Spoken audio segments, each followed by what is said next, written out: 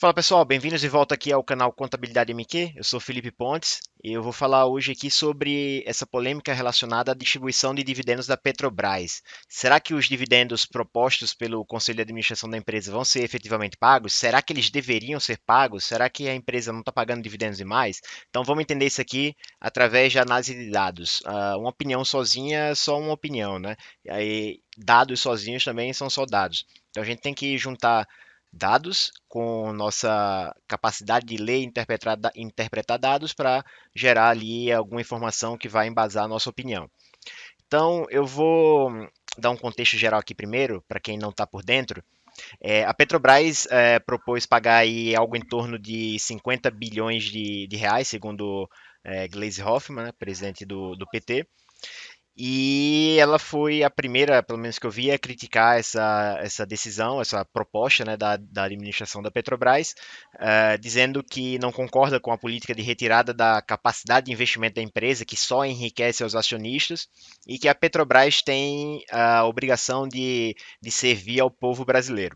Primeiro, é, todo mundo tem o direito de não concordar com a política de investimentos da Petrobras, a política de dividendos, qualquer coisa que a empresa faça.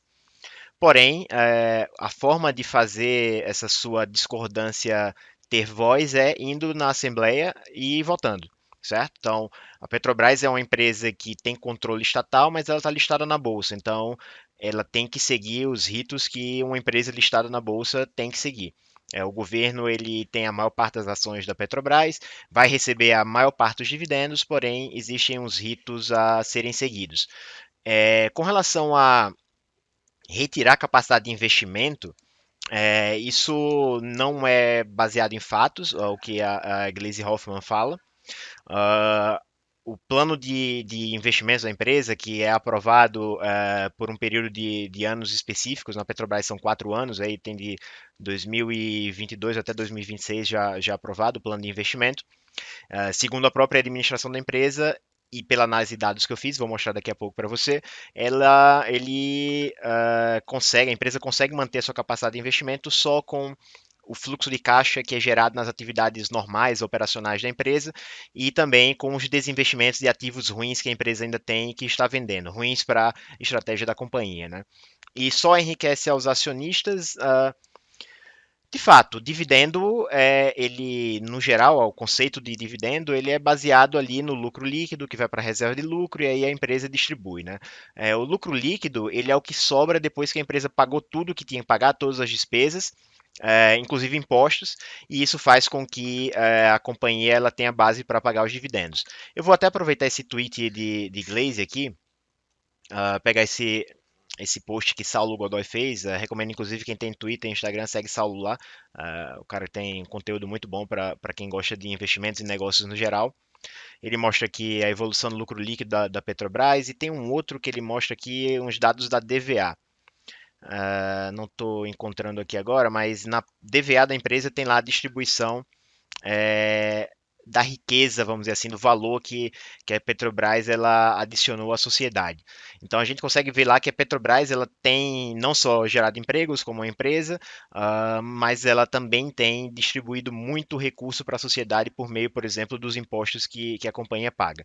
Aproveitando aqui no Twitter, quem tem conta no Twitter e em qualquer outra rede social aí, Instagram, LinkedIn, meu usuário, né, como vocês podem me encontrar lá, é felipe.pb, me segue aí.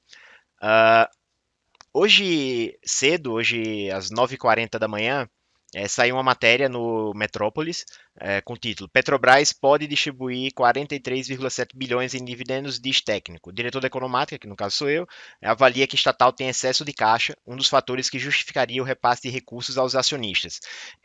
Existe uma coisa em finanças, uma teoria, na verdade, que a teoria da agência, aliada a isso com a teoria do fluxo de caixa livre, que fala que se a empresa tem recursos demais em excesso, que ela não tem projetos para investir, nem tem o que fazer com aquele dinheiro, a melhor coisa a se fazer é distribuir dividendos. Na verdade, isso vem desde antes da teoria da agência e do fluxo de caixa livre, né? Uma decisão de finanças corporativas que é racional, né? Se eu não tenho o que fazer com esse dinheiro, é melhor distribuir esse dinheiro para quem investiu na empresa. E só que A gente sabe aí que historicamente a Petrobras, na era do governo PT, teve alguns problemas relacionados à governança corporativa da empresa, caso de Passadina, etc., que destruíram bastante valor para a companhia, né, para a ação. Isso fez com que o próprio Brasil fosse prejudicado com isso, perdendo bilhões de reais aí que poderiam ser aplicados para trazer benefícios para a população. Então eu fiz uma análise, né, do desempenho financeiro da empresa e da capacidade de pagamento de dividendos.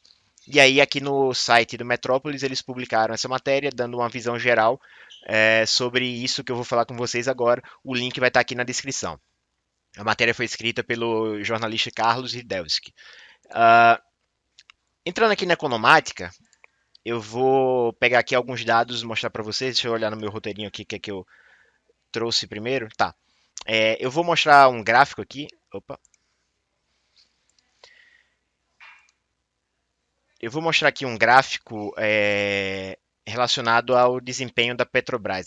Na verdade, há vários fatores relacionados com as finanças da Petrobras, né? Beleza, o gráfico abriu aqui. Então, nessa parte de cima, a gente pode ver as margens da empresa evoluindo junto com a receita dela, né? A receita é quanto a empresa obteve de vendas. Aqui tem uma relação do ROI, que é o retorno sobre o patrimônio líquido da empresa, e o lucro líquido. Aqui tem a margem EBITDA e o EBITDA. Eu vou até apagar esse gráfico aqui para ficar, esse painel para ficar maior, eu não vou usar ele. Aqui esse outro painel fala da dívida e aqui de CAPEX e depreciação. CAPEX são os gastos de capital que a empresa faz para investir, né? Então, olhando aqui a margem bruta, que está na linha azul, a gente consegue ver que a Petrobras,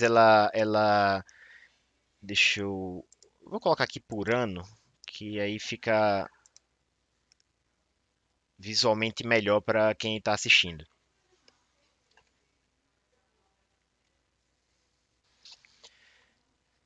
Beleza, então coloquei aqui em anos, a gente consegue ver que a margem da empresa ela teve uma queda bem significativa. O último topo foi esse aqui em dezembro de 19, né?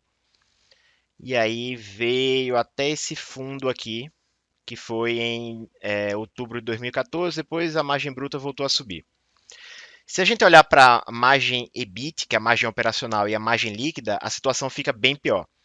O que é a margem bruta, né? É quanto da receita de vendas da empresa sobra para pagar todo o resto das despesas da empresa e ainda sobrar dinheiro para a empresa reinvestir e pagar dividendos, beleza?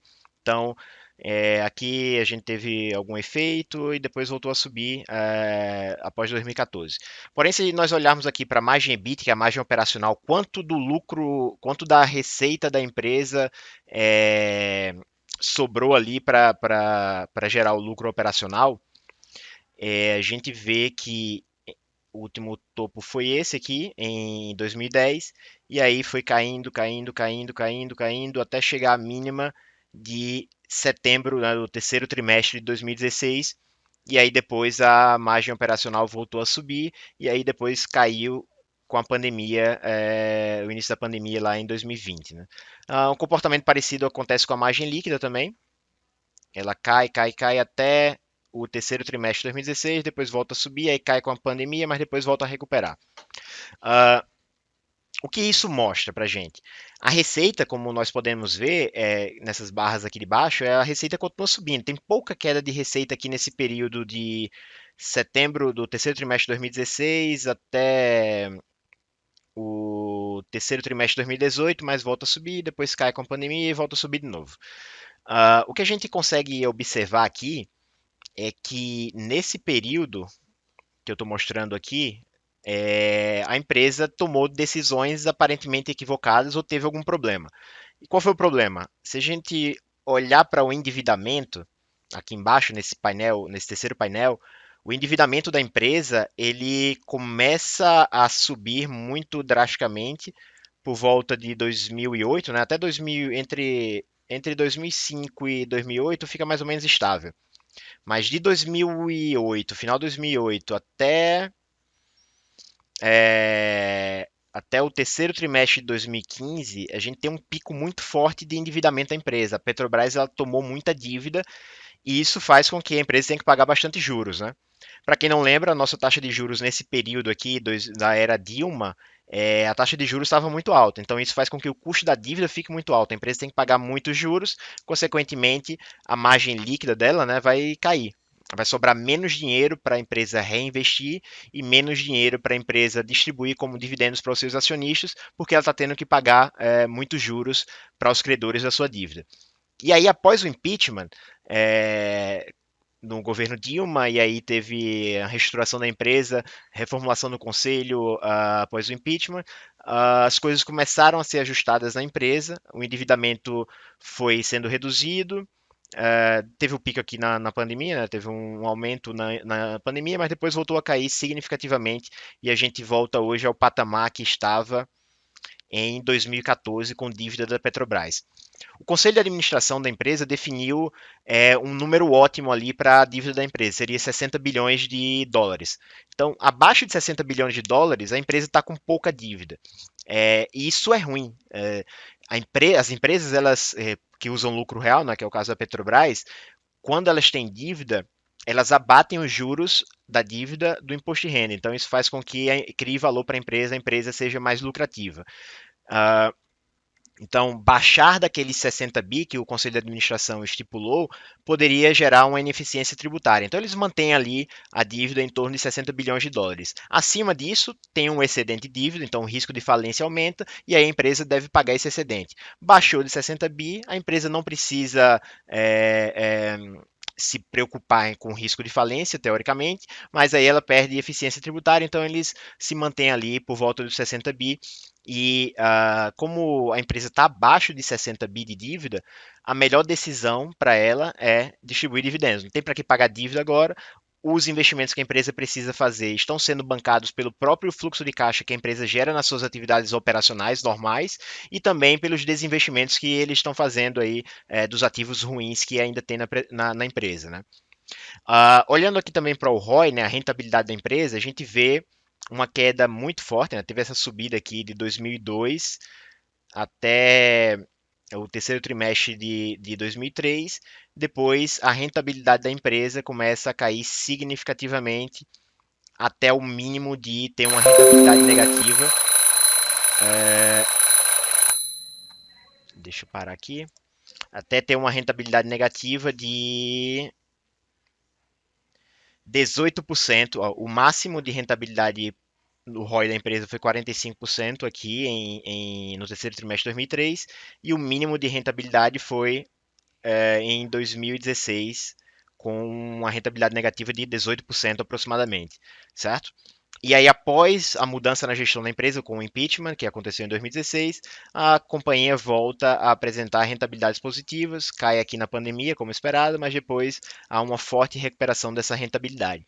Com relação aos investimentos, mesma coisa, né? A relação entre capex e depreciação. Capex são as despesas de capital, são os investimentos que a empresa faz, e a depreciação é o consumo, vamos dizer assim, desses benefícios gerados pelos investimentos que a companhia vem fazendo, né? Então, quanto maior for a relação capex sobre depreciação, maior será o nível de investimento da empresa para não só compensar a perda de valor dos investimentos que ela tem, mas também para crescer e ter mais ativos, né?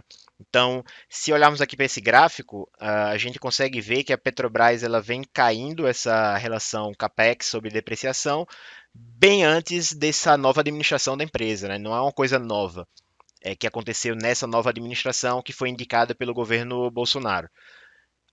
Aqui a gente vê uma forte queda até 2019, e aí de 2019 em diante, essa relação dá uma aumentada, e aí passa a cair ali por volta da pandemia, que também é o esperado. Ou seja, a crítica que se fala de esvaziamento da Petrobras, ou que é uma decisão política para não investir na empresa e gerar valor para a sociedade, para mim não faz nenhum sentido, dado esses gráficos aí que eu acabei de mostrar, esses dados que são apresentados para vocês. Eu vou pegar agora aqui, uh, deixa eu pegar agora aqui um gráfico. O próprio lucro líquido já está aqui também, né? A gente consegue ver um lucro líquido crescente, aí depois começa a cair a partir de 2011.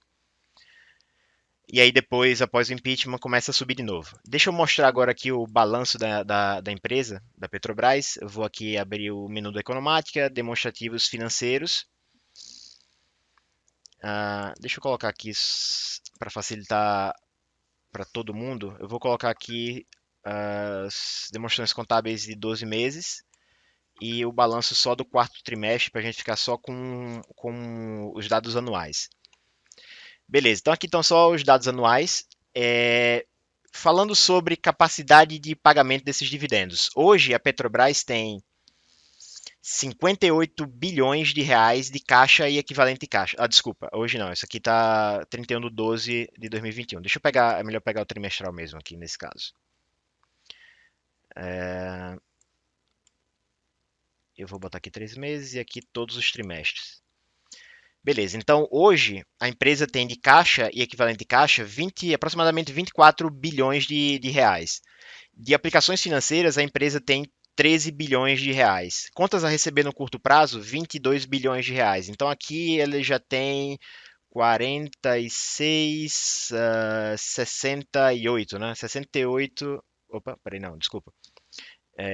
30, 58, né? 58 bilhões de reais aqui de recursos que poderiam ser usados no curto prazo para bancar esses dividendos da empresa. Logicamente, a empresa não vai usar tudo, né, para distribuir dividendos. Se eu for olhar aqui no patrimônio líquido da companhia, a gente consegue ver a reserva de lucro. Hoje a Petrobras tem 133 bilhões de reais de reservas de lucro.